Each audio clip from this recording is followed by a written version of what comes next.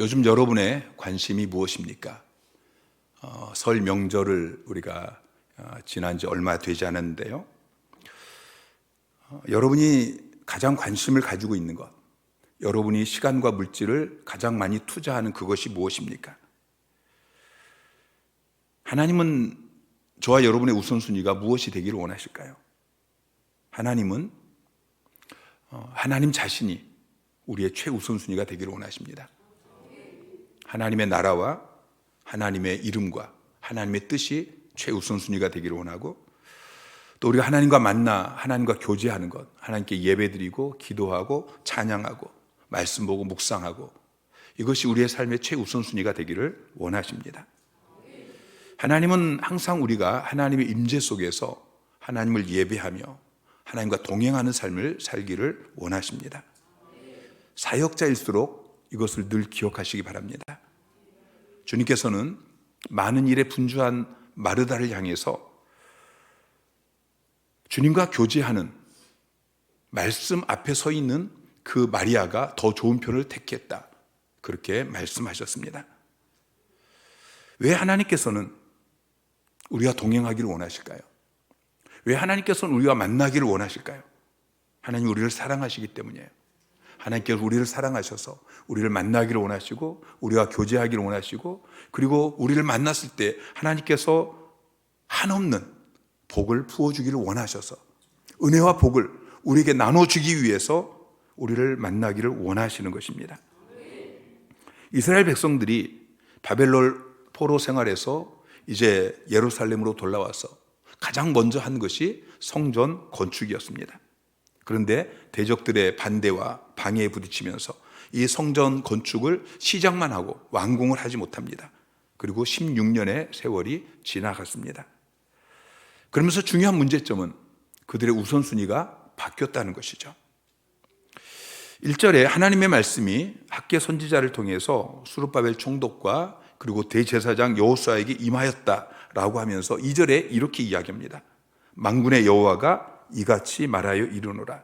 이 백성이 말하기를 여호와의 전을 건축할 시기가 이르지 아니하였다 하느니라. 이 백성이라고 이야기하고 있어요. 구약의 이스라엘 백성들은 하나님과 언약 관계에 있었습니다. 그래서 보통 하나님께서 이스라엘 백성들을 내 백성, 암미, 그렇게 불렀습니다. 출애굽기 6장 7절에 보면은 너희를 내 백성으로 삼고 나는 너희 하나님이 되리니, 이게 하나님과 이스라엘 백성들이 언약 관계에 있는 것을 이야기하고 있습니다. 내 백성이라고 이야기합니다. 그런데 오늘 본문에 하나님께서 내 백성이라고 이야기하는 것이 아니고 이 백성이라고 이야기해요. 언약적인 그 친밀감을 거두고 거리감을 두고 계시는 것입니다. 이스라엘 백성들이 출애굽하고 나서 시내산에 들렸는데, 그곳에서 이스라엘 백성들이 금송아지를 만들고 우상 숭배를 합니다. 그때 하나님께서 출애굽기 32장 7절에 이렇게 말씀하셔요. 여호와께서 모세에게 이르시되 너는 내려가라. 내가 애굽 땅에서 인도하여 낸 내 백성이 부패하였도다. 하나님께서 이스라엘 백성들을 그 전에 어떻게 이야기했습니까? 출애굽기 6장에서는 내 백성, 그들을 내 백성 삼고 나는 너희의 하나님이 될 것이다, 그렇게 이야기했는데, 이제 하나님께서 모세를 향해서 내 백성이 아니라고 이야기해요. 너의 백성이다, 그렇게 말씀하셔요. 학개에게 내 백성이라고 이야기하는 것이 이 백성이라고 그렇게 말씀하고 있어요. 이 백성이라는 그 표현 자체가 책망인 것입니다. 왜 하나님께서 이 백성이라고 이야기하면서 그들을 책망하고 있습니까? 성전 건축하는 그 일에 기초만 놓고 마무리하지 못한 그 상태에서 그냥 여러 가지 핑계를 대면서 자기들의 사는 그 일에 너무 바쁜 것입니다. 핑계는 많이 있습니다. 이 부분에 대해서는 얼마 전에 우리 박주환 강사님이 이 본문을 가지고 설교하면서 자세히 설명했으니까 여러분 그것을 다시 한번 참조하시면 되고요. 자, 사진을 한번 보여주세요. 자, 이 사진이 어떤 사진인 줄 아시겠어요? 알렉산더 그리함 벨이 처음 만든 전화기입니다. 1876년, 올해가 전화기가 만들어진 지 150주년 되어지는 해인데요. 벨이 이 전화를 발명하고 나서 이렇게 이야기했어요. 전화는 사람들을 더 가까이 만드는데 사용될 것이다. 사람들을 더 가깝게 만드는데 사용될 것이다. 이렇게 이야기를 했어요. 자, 그런데 전화를 하려면은 전화기가 있는 집에 있어야 돼요. 집 밖에 있으면은 아무리 가까워지고 싶어도 전화를 할 수 없어요. 그래서 어디서든지 통화할 수 있는 휴대전화를 마틴 쿠퍼가 개발을 했습니다. 1973년도에. 쿠퍼가 휴대전화를 만든 목적은 이것이었습니다. 사람들이 장소에 얽매이지 않고 어디서나 자유롭게 통화하는 것. 전화기를 만든 목적은 사람들을 더 가깝게 만드는, 이것이 전화기를 만든 목적이었고, 그리고 사람들이 장소에, 집이나 어떤 장소에 얽매이지 않고 어디서나 자유롭게 통화하고 더 가까워지는 것, 이것이 휴대전화를 만든 목적이었습니다.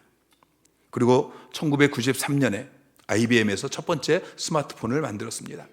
그리고 2007년에 스티븐 잡스가 아이폰을 만들었죠.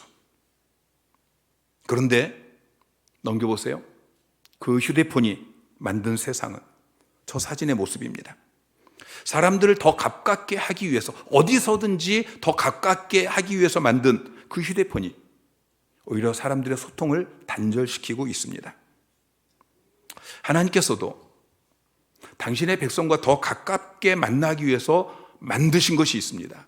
그것이 무엇입니까? 그게 성전입니다.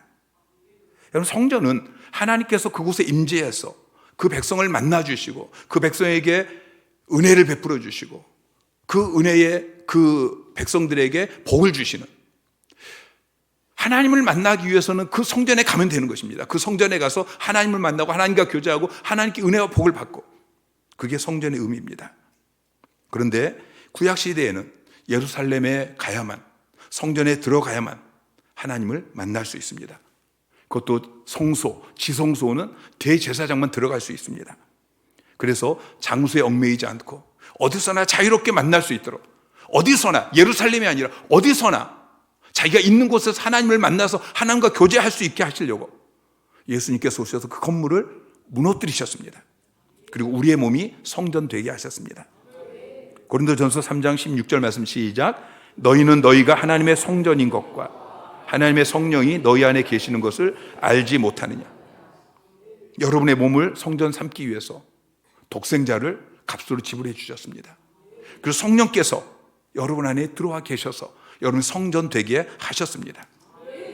여러분, 그 성전을 통해서 하나님을 만나고 계십니까?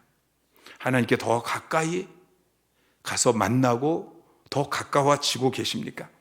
장소에 얽매이지 않고 어디서나 하나님을 만나고 하나님과 소통하고 계십니까? 아니면 그 몸으로 하나님께서 성전 삼아주신 이 몸을 가지고 죄악된 세상에 빠져가지고 하나님과 전혀 소통하지 못하고 살아가고 있지는 않습니까? 자, 베드로전서 2장 5절 말씀 시작. 너희도 산돌같이 신령한 집으로 세워지고 예수 그리스도로 말미암아 하나님이 기쁘게 받으실 신령한 제사를 드릴 거룩한 제사장이 될지니라. 지난주 설교 내용이죠. 두 가지를 이야기하고 있어요. 너희가 신령한 집으로 세워져야 된다. 신령한이라는 이 단어의 의미가 성령에 의해서 세워진이라고 설명을 드렸어요. 성령에 의해서 세워진 집, 건물, 성전. 눈에 보이는 건물이 아니라 우리의 몸의 성전을 이야기합니다. 우리의 몸을 신령한 전, 하나님의 성전으로 건축해야 된다. 그리고 거룩한 제사장 노릇을 해야 된다. 두 번째가 제사장 노릇을 해야 되는 것이죠. 여러분의 몸으로 예배를 드려야 되는 거예요. 하나님을 만나고 교제하고 기도하고 찬양하고 예배하고, 여러분, 이것이 여러분의 삶의 우선순위가 되어야 합니다. 너희도 산돌같이 신령한 집으로 세워지고 신령한 제사를 드릴 거룩한 제사장이 될지니라. 그런데 이스라엘 백성들은 여러 가지 핑계를 대면서, 핑계가 없던 건 아니에요. 그런데 여러 가지 핑계를 대면서 이제는 삶의 우선순위가 바뀌었습니다.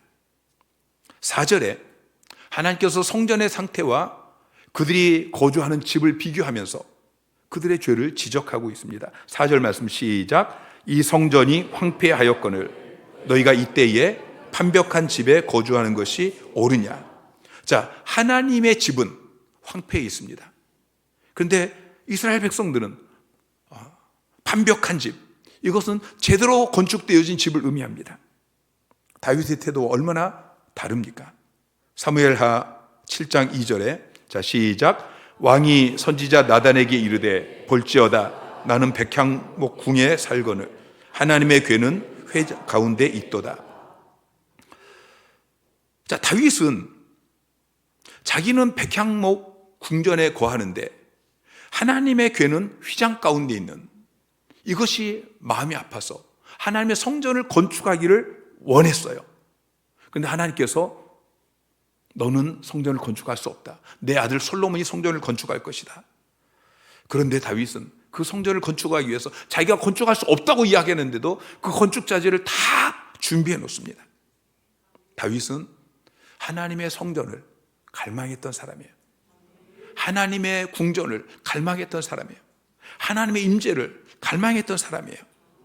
그러니까 하나님께서 다윗을 내 마음에 드는 사람이다, 그렇게 이야기하고 그에게 복을 주신 거예요.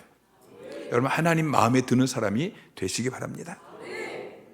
하나님께서는 지금 성전을 건축해야 되는데 이제 농사를 짓고 또 추수하려고 하는 그런 이스라엘 백성들을 향해서 5절 6절에 너희 행위를 살피라고 이야기하고 있어요.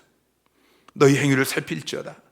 너희가 많이 뿌릴지라도 수확이 적으며 먹을지라도 배부르지 못하며 마실지라도 흡족하지 못하며 입어도 따뜻하지 못하며 일꾼이 삭슬 받아도 그것을 구멍 뚫어진 전대에 넣음이 되었느니라. 자, 9절부터 11절까지 시작. 너희가 많은 것을 바랐으나 도리어 적었고 너희가 그것을 집으로 가져갔으나 내가 풀어버렸느니라. 그러므로 너희로 말미암아 하늘은 이슬을 그쳤고 땅은 산물을 그쳤으며 내가 이 땅과 산과 곡물과 새 포도주와 기름과 땅의 모든 소산과 사람과 가축과 손으로 수고하는 모든 일에 한재를 들게 하였느니라. 너희 행위를 살피라고 이야기하면서 너희가 지금 성전 건축을 중단하고 지금까지 16년 살아온 그 삶을 한번 돌아봐라, 그러면서 회개할 기회를 주고 계셔요. 성전 완공이 지연되어진 주된 원인은 외부적인 방해도 있었지만 환경적인 어려움도 있었지만 그러나 그들의 무관심과 이기주의가 주된 원인이었습니다. 그건 우리도 마찬가지입니다. 우리가 성전을 건축하고 그리고 제사장 노릇을 하는 이것이 어려운 이유는 다른 것이 아닙니다. 우리의 무관심, 우리의 이기주의. 그런데 그들이 자기의 이익을 추구하면 추구할수록 그와는 정반대 현상이 일어납니다. 2장 16절 17절 말씀 시작. 그때에 20고루 곡식 더미에 이른즉 10고루 뿐이었고 포도즙 틀에 50고루를 기르러 이른즉 20고루 뿐이었느니라. 만군의 여호와가 말하노라. 내가 너희 손으로 지은 모든 일에 곡식을 마르게 하는 재앙과 깐부기 재앙과 우박으로 쳤으나 너희가 내게로 돌이키지 아니하였느니라. 19절 말씀 시작. 곡식 종자가 아직도 창고에 있느냐? 포도나무, 무화과나무, 석류나무, 감람나무에 열매가 맺지 못하였느니라. 자, 자기의 이익을 위해서 그렇게 열심히 농사를 지었는데 20고루를 추수할 수 있는 곡식 덤이 이르렀는데 10고루밖에 추수할 수가 없는 것입니다. 포도즙 틀에서 50고루를 기르려고 가봤는데 20고루밖에 없는 것입니다. 왜 그렇습니까? 하나님께서 곡식을 마르게 하는 그런 재앙과 깐부기 재앙과 우박으로 쳤다는 거예요. 왜 그렇게 했습니까? 너희가 돌이키게 하려고. 그런데도 돌이키지 않았다는 것입니다. 곡식 종자가 아직 창고에 있느냐? 무화과나무, 포도나무, 석류나무, 감람나무 어디에도 열매가 맺히지 못했다는 것이죠. 우리가 너무 정신없이 앞만 바라보면서 그렇게 달려가고 있는데 하프타임이 필요합니다. 멈춰서 다시 내 뒤를 돌아보면서 내가 바르게 달려가고 있는지, 내 삶의 목표가 제대로 세워져 있는지, 바른 방향을 바라보고 달려가고 있는지, 삶의 우선순위가 바로 되어 있는지 점검해 보아야 할 것입니다. 하나님께서는 이러한 일들을 미리 경고하셨습니다. 모세를 통해서, 미가 선지자를 통해서, 아모스 선지자를 통해서 계속해서 경고하셨습니다. 레위기 26장 11절 말씀 시작. 내가 내 성막을 너희 중에 세우리니 내 마음이 너희를 싫어하지 아니할 것이며. 자, 성막을 너희 중에 세울 것이다 라고 그렇게 이야기하면서 너희가 순종하면은 내가 복을 주겠다. 근데 불순종하면은 19절부터 내가 너희의 세력으로 말미암은 교만을 꺾고 너희 하늘을 철과 같게 하며 너희 땅을 녹과 같게 하리니 너희 수고가 헛될지라. 땅은 그 산물을 내지 아니하고 땅의 나무는 그 열매를 맺지 아니하리라. 모세를 통해서 이미 성막을 세우고 순종하면 복을 주고, 근데 순종하지 않으면 땅이 그 산물을 내지 않을 것이다. 땅의 나무는 열매를 맺지 않을 것이다. 미가 선지자를 통해서도 경고하고 있었습니다. 미가서 6장 13절부터 시작. 그러므로 나도 너를 쳐서 병들게 하였으며 내 죄로 말미암아 너를 황폐하게 하였나니 내가 먹어도 배부르지 못하고 항상 속이 빌 것이며 내가 감추어도 보존되지 못하겠고 보존된 것은 내가 칼에 붙일 것이며 내가 씨를 뿌려도 추수하지 못할 것이며 감람 열매를 밟아도 기름을 내 몸에 바르지 못할 것이며 포도를 밟아도 술을 마시지 못하리라. 하나님께서 이렇게 계속해서 모세를 통해 선지자를 통해서 그렇게 경고하셨음에도 불구하고 그들이 16년 동안 그 비참한 삶을 살면서도 깨닫지 못하는 것은 그들이 말씀이 없었기 때문이에요. 그들이 말씀을 부지런히 읽고 묵상했다면 이 말씀을 보면서 깨달을 수 있었을 텐데, 그리고 돌이킬 수 있었을 텐데 말씀을 묵상하지 않으니까 깨닫지 못하는 것입니다. 여러분, 말씀이 없으면 깨달을 수 없습니다. 그래서 하나님께서 깨닫게 하시기 위해서 고난을 주시는 것입니다. 징계를 하시는 것입니다. 우리가 고난을 받지 않고 징계를 받지 않기 위해서는 말씀을 묵상해야 됩니다. 말씀을 깊이 묵상해야 됩니다. 말씀이 거울이 되어서 내 삶을 들여다봐야 하는 것입니다. 하나님께서 우리의 삶에 고난을 주시는 목적이 무엇입니까? 실패를 가져다 주는 목적이 무엇입니까? 그것은 돌이키라는 것입니다. 회개하라는 것이죠. 2장 17절에 이렇게 말씀하고 있습니다. 내가 곡식을 마르게 하는 재앙과 깐부기 재앙과 우박으로 쳤으나 너희가 내게로 돌이키지 아니하였느니라. 하나님께서 왜 곡식을 마르게 하는 재앙을 그들에게 주었습니까? 왜 깐부기 재앙 우박으로 그들을 쳤습니까? 그 이유는 한 가지입니다. 내게로 돌이키라고, 하나님께 돌아오라고. 그런데 회개하라고 징계했는데 그들이 깨닫지 못했습니다.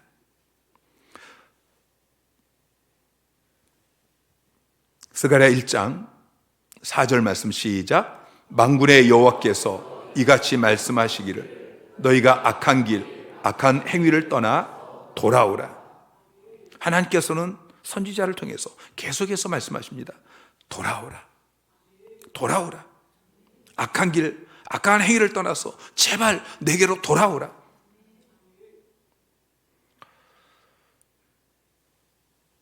(12절) 말씀 같이 읽겠습니다. 시작. 스알디엘의 아들 스룹바벨과 여호사닥의 아들 대제사장 여호수아와 남은 모든 백성이 그들의 하나님 여호와의 목소리와 선지자 학개의 말을 들었으니 이는 그들의 하나님 여호와께서 그들을 보내셨습니다.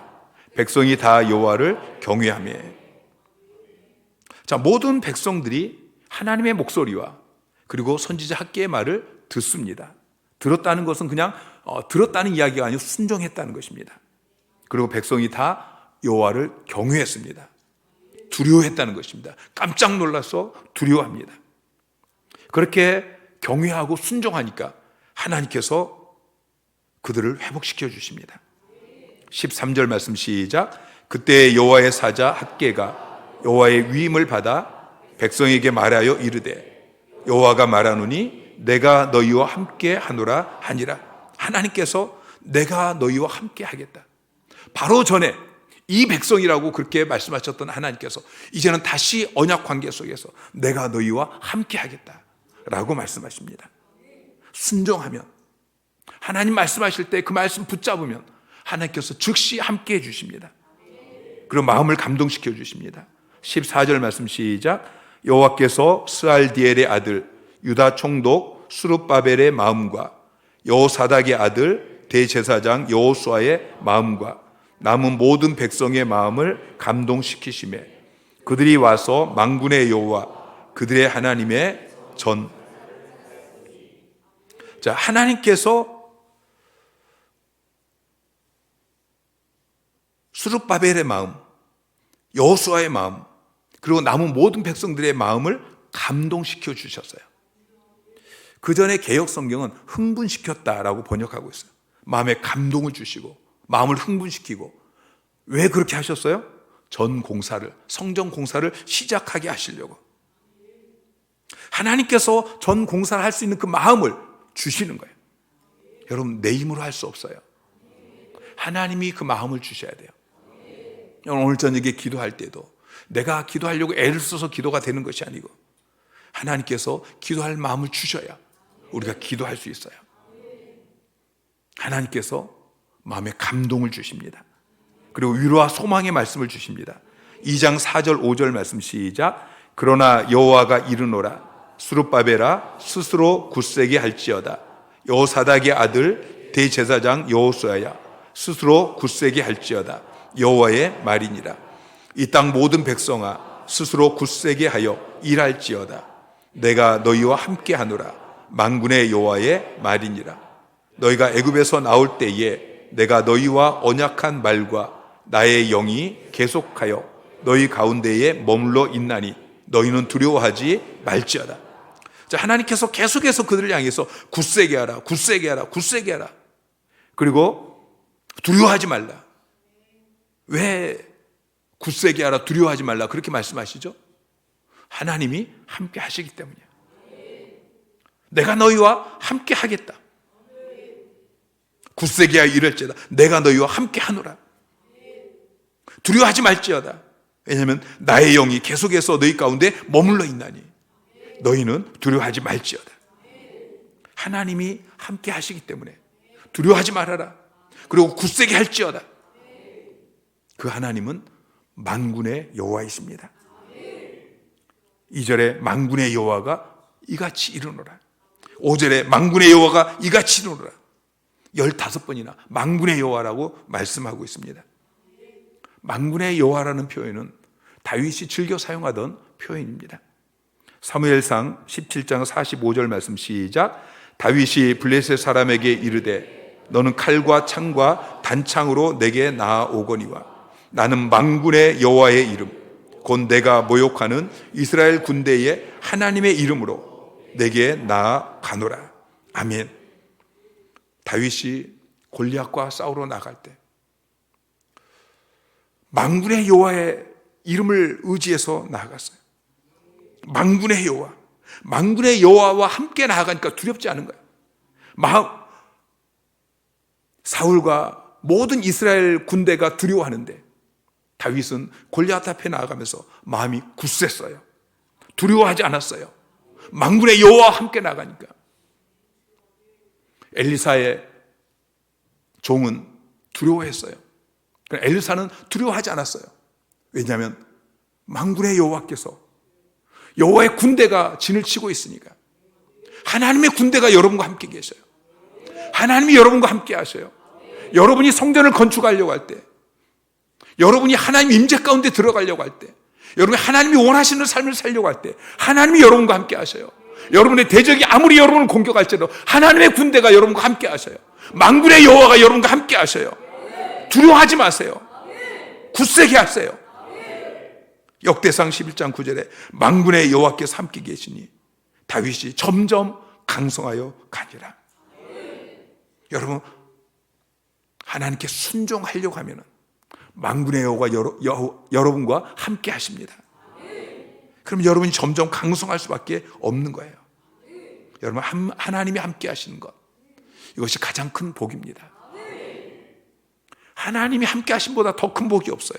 하나님이 함께 하시면 문제가 없어요. 모든 문제가 해결되어져요. 내적인 동료가 있었습니다. 그런데 두려워하지 마음을 굳세게 하라 말씀하셔요. 왜 그렇습니까? 하나님이 함께 하셔요. 하나님이 함께 하시면은 성전의 외적인 초라함, 이게 상관이 없어요. 외적으로 동요가 있습니다. 그런데 두려워하지 말라고 말씀하셔요. 왜 그렇습니까? 하나님이 만군의 여호와이시기 때문이에요. 여러분, 누가 만군의 여호와의 대적이 될 수 있겠습니까? 어떤 방해도 두렵지 않은 것입니다. 2장 9절에 이 성전의 나중 영광이 이전 영광보다 크리라. 성전의 기초를 놓았을 때 너무 초라해 보였어요. 그런데 이전의 나중 영광이 이전 솔로몬 성전의 영광보다 더 클 것이다. 이것은 건물의 화려함을 이야기하는 게 아니에요. 하나님의 임재의 충만함을 말씀하고 있는 거예요. 성전의 목적은 건물의 화려함이 아니에요. 그곳에 하나님이 임재하시는데, 지금 이 성전, 스룹바벨 성전이, 제2성전이 초라하게 보일지 모르지만, 그러나 나중에 하나님의 임재가 더 크게 되어질 것이다. 솔로몬 성전에는 메시아가 오지 않으셨어요. 그러나 두 번째 성전에는 메시아가 오셨습니다. 그리고 여러분의 몸이 성전입니다. 여러분의 몸의 성전을 건축할 때 초라하게 보일 수 있어요. 그러나 하나님께서 임재하시고 성령으로 충만해지고 큰 영광이 나타나게 되어질 것입니다. 2장 19절 말씀 시작. 곡식 종자가 아직도 창고에 있느냐? 포도나무, 무화과나무, 석류나무, 감람나무에 열매가 맺지 못하였느니라. 그러나 오늘부터는 내가 너희에게 복을 주리라. 하나님의 말씀을 듣고 돌이킬 때에 3개월 뒤에 말씀하셔요. 오늘부터는 내가 너희에게 복을 주리라. 오늘이 언제냐면은 성전 지대를 쌓기 시작한 때예요. 성전 공사를 다시 시작한 때예요. 그들의 삶의 우선순위가 바뀐 때예요. 여러분의 삶의 우선순위가 바뀐 그때부터 하나님께서 내가 너에게 복을 주겠다 라고 말씀하셔요. 성전이 완공된 이유가 아닙니다. 하나님의 영광이 임하고 난 이유가 아닙니다. 여러분이 성전 건축을 시작한 그때부터 하나님께서 내가 너희에게 복을 주겠다 말씀하십니다. 지금 나의 삶을 돌아보면서 내가 지금 먹고 살기 바쁘다고, 지금 내 인생에 이것이 더 중요하다고 제쳐놨던 여러분의 몸의 성전, 하나님이 임재하시는 성령 충만한 성령께서 다스리시는, 여러분의 몸을 가지고 제상 노릇하는, 하나님께 예배하고 하나님의 임재가 있고 역사가 있고 하나님의 임재가 충만하게 드러나는, 하나님의 영광이 충만하게 드러나는 그 성전 건축을 시작할 때, 오늘 여러분이 결단하고 하나님 내가 시작하겠습니다 그렇게 기도하기 시작할 때 하나님께서 여러분에게 말씀하시고 오늘부터는 내가 너에게 복을 주겠다. 내가 과거에는 이렇게 애를 썼지만 안 되었어. 오늘부터는 내가 너에게 복을 주겠다 말씀하십니다. 이 밤 우리가 말씀을 붙들고 부르짖어 기도하기를 원합니다. 여러분 삶을 돌아보면서 기도하십시오. 이스라엘 백성들이 16년 동안의 삶을 어떻게 살았는지 하나님께서 돌아보라고 말씀하십니다. 너희가 그렇게 우선순위가 바뀌어 살았는데 그 결과가 무엇이냐? 돌아보라고 말씀하십니다. 여러분의 삶을 돌아보시기 바랍니다. 여러분의 삶의 우선순위가 무엇이었는지, 그리고 그 결과가 지금 어떻게 되고 있는지를 다시 한번 돌아보시기 바랍니다. 그리고 내 삶의 우선순위가 바뀌게 하여 주십시오. 하나님이 우선순위가 되게 하여 주십시오. 하나님의 임재가 우선순위가 되게 하십시오. 내 몸의 성전을 건축하는 것이, 그것이 우선순위가 되게 하여 주십시오. 제사장 노릇하는 것이, 그것이 우선순위가 되게 하여 주시옵소서. 하나님의 나라가, 하나님의 영광이, 하나님의 뜻이, 이것이 우리의 우선순위가 되어야 됩니다. 주님께서 그것을 위해서 기도하라고 말씀하셨습니다. 우리의 삶을 돌아보면서 우리가 부르짖어 기도하기를 원합니다.